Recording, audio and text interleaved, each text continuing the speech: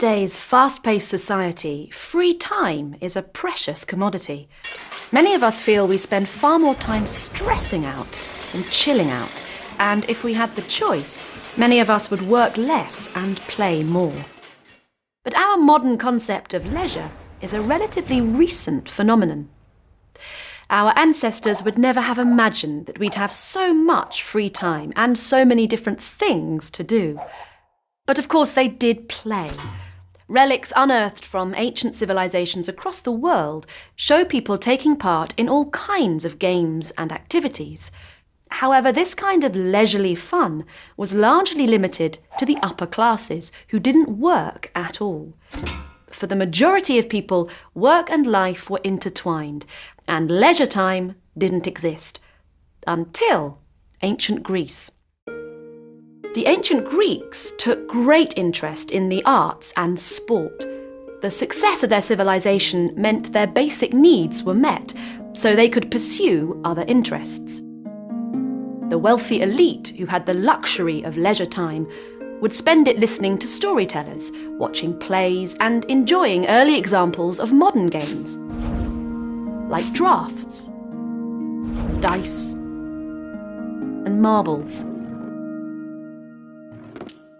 The rest, who couldn't afford such frivolous games, played sport.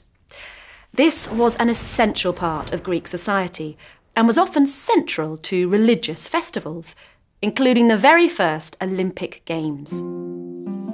Here in the Olympia Valley, athletes would take part in events like wrestling, long jump, javelin, and the discus, while thousands of their countrymen looked on.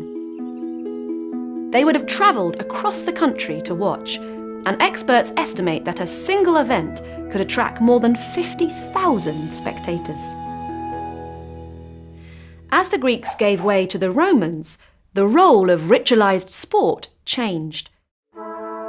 They also used it to worship their gods, but it was viewed less as entertainment and more as a training ground for future soldiers. However, as the empire grew in both size and wealth, many Romans had more time on their hands.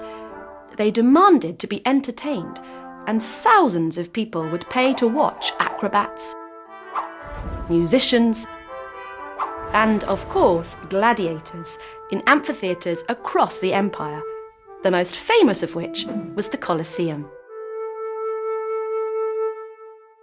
These large-scale spectacles disappeared with the decline of the Roman Empire. Over the next 2,000 years, few people had the time or the money to do much other than work. Of course, people played games and had fun, and if you were to look at most civilizations during this time, you would find early versions of most modern sports. But these activities were ill-defined and differed from place to place. It wasn't until the Industrial Revolution that leisure once again became organised. This was an era of great change. People moved from rural villages to big cities and worked in factories rather than farms. While people had always rested on Sunday, some now had Saturday afternoon off too. With this newfound time and hard-earned cash, people started to enjoy themselves. During the day, they played newly codified sports like football, rugby, or basketball. And improvements to transport infrastructure meant people could also travel to support their local team. In the evenings, they went to the theatre or to dance halls.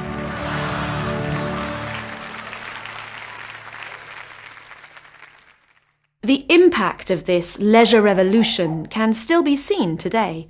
Many of our modern leisure activities have their origins in the 19th century, and the attitude toward free time changed dramatically. In 1800, it was still seen as the preserve of the rich, but by the middle of the 20th century, it was viewed as a right rather than a privilege. By the 1960s, people were spending more money on leisure than ever before. New employment laws recognised people's right to free time outside of work. and increased income meant they had more money to spend. The era of popular culture had arrived, and people started to take their free time activities as seriously as their work time. Today, most of us fill our free time with a wide range of hobbies and interests, but it seems another revolution is underway. The Industrial Revolution created a routine that clearly divided our work time from our free time. But this is changing.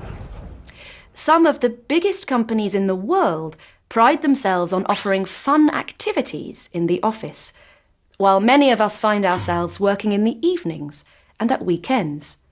So we play during work time and work during playtime. This is redefining our concept of leisure time, and who knows how it will change in the future.